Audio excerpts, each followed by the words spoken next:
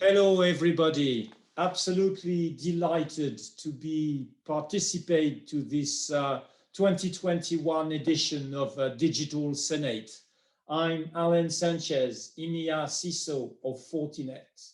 And I would like to kick off our discussion with a few teachings that happened to us as a community in this absolutely never seen before year 2020, and how these teachings can guide us moving forwards into establishing this holistic vision of cybersecurity. There was in 2020 a phenomenon that I call the cyber paradox, where on the one hand, the threats have continued to adapt. The threat knew no slowdown. On the contrary, you can see, for instance, here the red curve that represents the number of records that have been stolen. And on the upper right corner, you see that in the horizon of the sequence 2019, 2020, and beginning of 2021, there was an increase of that. And for instance, the number of ransomware, which is a threat that is continuing really to increase and attack our information system, has not at all decreased. We're talking several billions here. So compared to only 10 years ago, these are 3 orders of magnitude. This is enormous. Very few missions of protection in the real world have to deal with an enemy that has grown 3 times 10, which is from 10 to 100 to 1,000 order of magnitude growth. And in the meantime, in 2020, the economies were collapsing. This is a world map, and you can see the red is predominant here. The gross national products very hardly grew during this last period. So if we would have been shown this macroeconomics and this technology threat insight 1 year ago, we all may have said cybersecurity officers, vendors, distribution channels, and end users, we would have said, wow, perhaps we should change profession. Perhaps we should do something else. And what happened? Well, the digital transformation did not slow down. Look at the numbers. First of all, look at the order of magnitude. In the vicinity of 300 billion in 2019, and now 426 billion. That's about 44% of growth just for the digital transformation. And let's look at some of the markers of these digital transformations. The words home working, this sequence of 2 words, has grown 309% in 2020. So that means a lot of things. First, there is work, but work is deported home and it's growing. So economies shrunk, but some specialties, some expertise are very much sought by the employers. Let me remind you that in cybersecurity, for instance, 4.5 million jobs are still open, budgeted, just can't find the skills yet. Another marker of the digital transformation is the investment in 5G. Did it stop in 2020? Not at all. $8.1 billion of investment in 5G alone. That's very close to 100% growth. That's exactly 96% growth from previous year. So telcos, service providers, and companies invested a lot of money in that important part, which is the wireless global network of 5G that has grown like never it had grown in 2020. In cloud computing, another marker of digital transformation, went up from 319 to $436 billion. That is the biggest trend in IT we have ever witnessed in growth and in order of magnitude. But at the same time, the risk increased. The digital attack surface has grown during that transformation. New edges emerges. Think of just the home edge. At the beginning of 2020, we were told by a very respectable industry analyst firm that we will have 30% of people working from home at the horizon of 2023. And weeks after this announcement, I had 95% of my workforce working from home. So an increase of the digital surface. The second thing is home working. Well, remote workers are connecting to business critical application through consumer routers. Sometimes some of them caught by surprise by the certainty of the lockdowns, did not have time to bring their own PC or laptop home. So they were connecting to this very important data and application through the family PC that maybe a few hours ago was downloading games from servers that are not at all complying with a professional security approach. They are using split VPNs. They are themselves, they are their own CISO, right? And not everybody is a CISO. So there's a skill gap at the edge of the network when you homework. And 5G brings so many business benefits. But with these business benefits come also another generation of threat. There is the speed. By unit of time, the density of information is a lot higher. So you need a higher ability to go deep down into the frames and the packets and do your job of detection, analysis, and response. But there's not only the speed about 5G.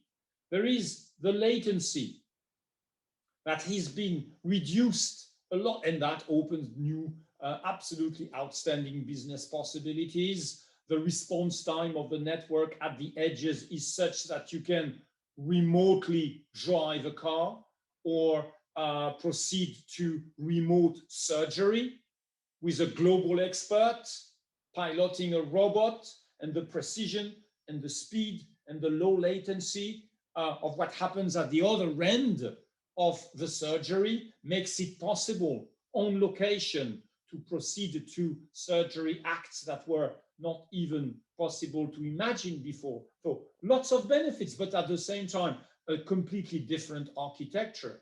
5G is not just a faster 4G.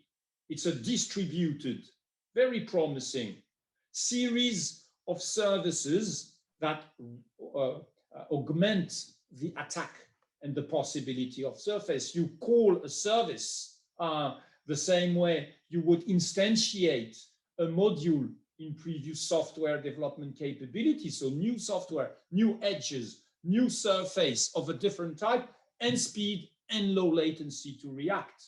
And cloud computing, there is also the question of data integrity. Even if the cloud provider for their own infrastructure are doing a sterling job in securing the data and the infrastructure, there's still many domains where outsourcing storage, outsourcing software, outsourcing computing power does not outsource your legal responsibility versus this data.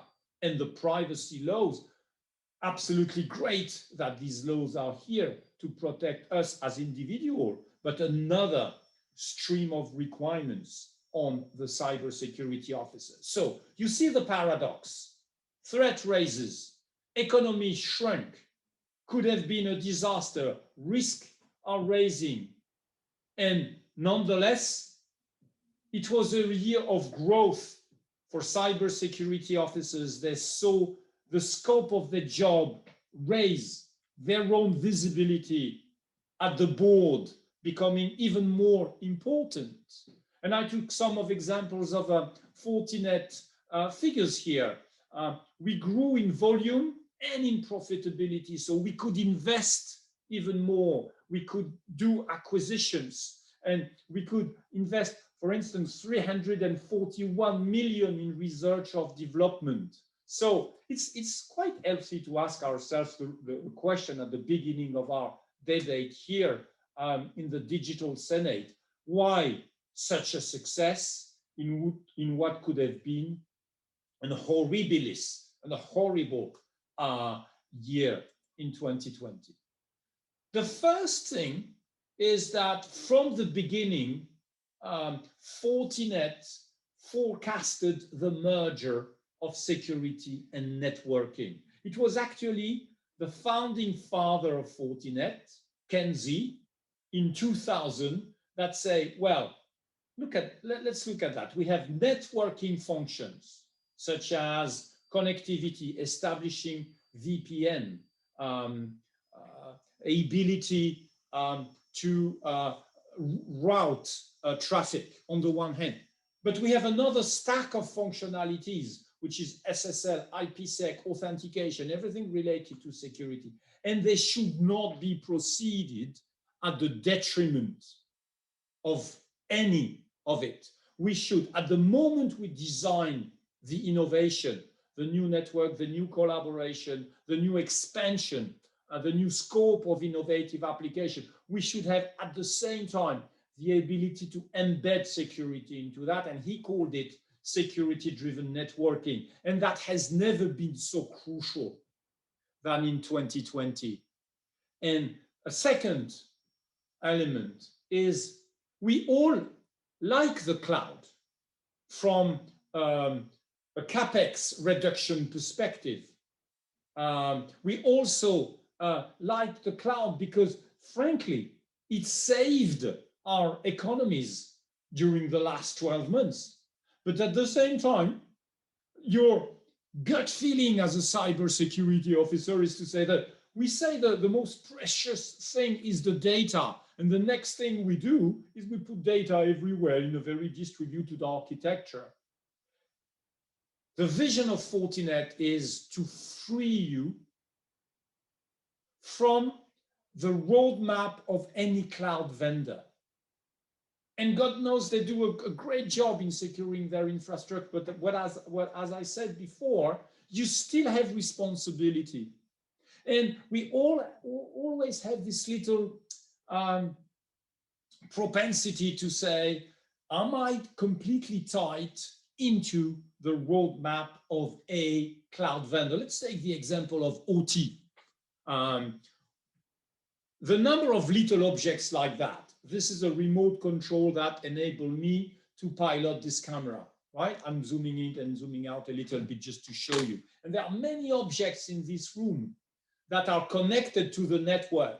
In this application, we have a video stream, we have a data stream that is in a website, and there is a quality of service that enables the sync between all that. And that goes to the cloud. Now, as the number of these little objects raise, the data that you will need to store in the cloud raises as well. So your return on investment is really at the mercy of the cloud providers.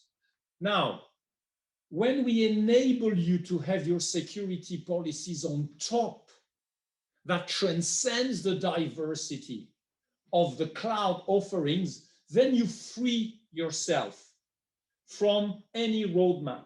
And our job is not here to say, go cloud or don't go cloud. As I said, cloud is a magnificent trend, but we're not a cloud provider. We are a pure play security provider. And we enable you to have your cyber sets of rules and risk-taking policies and drag and drop them. And if you have a great deal with Amazon and another great deal with Azure and another great deal for Oracle and another great deal with Adobe, you should be able to choose and come back and come forth and free yourself from that, because you don't have to redesign, re-implement your cybersecurity policy. It applies transparently to these clouds. And that's a second important element that explains why these offerings have been so massively adopted in a year that could have been a disastrous year. And the third thing is the raise of the edges. I spoke about it. And in this, when you realize that, the cloud itself is just another edge. So people that say we're turning ourselves into a cloud company, they're missing many dimensions of these equations. They're missing the OT edge, they're missing the one edge, they're missing the data center edge, because they're not going away. So what makes us think this is a right explanation? Well, you did, by the massive adoption of the markets here. We recorded 96% growth in the most emblematic proof point of the merger of networking and security, which is SD-WAN. 64% of growth on our cloud offerings, and 173% on the endpoint ability to secure the edges. So the reason also for that is that we are moving from the existing architecture, where you have on the left-hand side everything that wants to connect to the right-hand side: users, branches, home working, objects, and all the fancy and innovative applications that you can see on the right-hand side. And we are witnessing a merger at the center on the connectivity. And as a result, 4 dimensions are important in the new paradigm. The first one is the architecture that's from data center centric is becoming hybrid cloud centric. The application, there are still 80% of business critical applications hosted on premises. They are moving to 50%. It's enormous. The 30% is an enormous number when we take into account the order of magnitude of the figures and the breadth of the phenomenon. The enterprise access is security is moving to security everywhere. There is not an inside and an outside anymore. It's actually dangerous to think inside and outside today. There is no perimeter, because you may be tempted to say, well, inside we are safe and outside we need to take care. It's not true. You can have internal attacks. You don't have a perimeter. As I was taking the example of this debate this morning, think of all the video flows. Where is the inside? We all have at least one smartphone and many objects around us, right? Inside and outside is just one thing now. And the management, you cannot protect what you can't see. You cannot apply a rule when you don't have the capability to have an end-to-end automation of the way you actually orchestrate the defense. Because it's one thing to see and analyze, but we are asked to do significantly more than just seeing and analyzing. We are asked to act and to orchestrate the response. Hence, the idea of a holistic vision of cybersecurity, into which there is no one single technology, not even one solution that takes you off the hook. It is an approach that embraces the strategy of zero trust network access, which is a bad word, but a great concept that says every device needs to be authorized on a real-time context-sensitive basis. It's not like I give you the keys of the house and you can go everywhere every time. So there is a real-time understanding of what should happen at this point that is related to a machine learning capabilities. What normal is depends on the type of company. and the type of risks that you as a company decide you want to take. This holistic vision of cybersecurity that, as you can see, embraces the security-driven networking dimensions, the adaptive cloud security concept that we just saw, does not mean, holistic does not mean monopolistic. It means also open. So this green icon at the bottom right of the sphere of the security fabric is very important. It opens to 400 APIs and connectors to existing legacy infrastructure, not only to see them, but to act on them, to respond to segments, to micro segments, and to take every step to counter an attack. And that platform, it is one of the announcements that happened yesterday. All the components are now into the central component of this holistic fabric, which is the OS. So that includes all the building blocks. And what's in it for us? Well, you can apply it to a remote site, to a small company, to a global company. It's the same interface, the same training, the same code actually that is used all across the different pillars and components that we talked about earlier on. So analyzing the threat is something that is very important as well.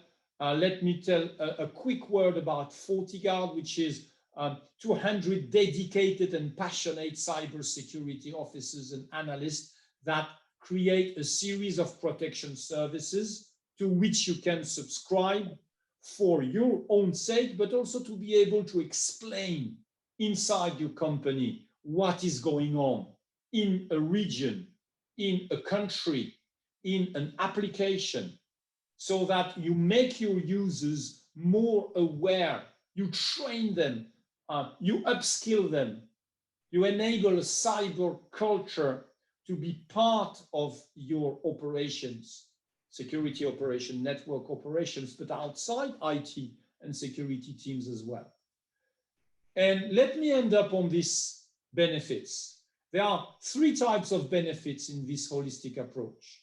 The business benefits is you save so much time and money in integration doing that. The days are gone when we could buy what we called best of breed antivirus and best of breed sandbox for someone else later to be able to do the integration. We just don't have the time and the budget to do this anymore. So native integration is a huge business benefits, and we are all embarked in rationalization. 47 is the number of different security provider that you find on average on a mid-sized company.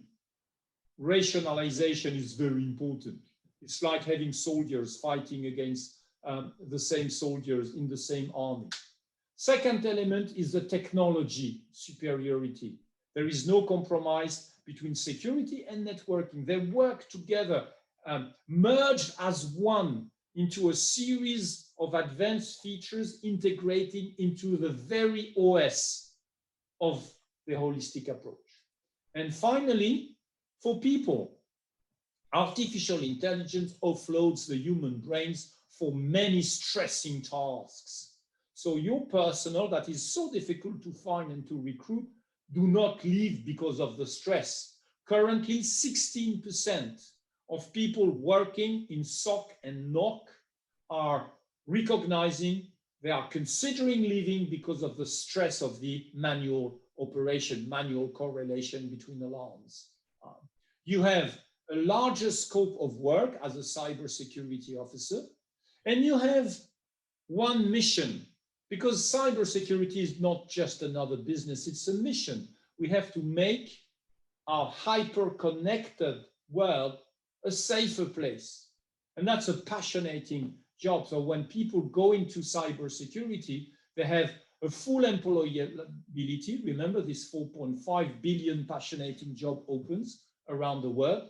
So we win on three fronts: the business front, the technology front, and the people front. Thank you very much. for your attention. Should you have any questions, please use the chats and we would be delighted as a panel to address your requirement. Thank you very much.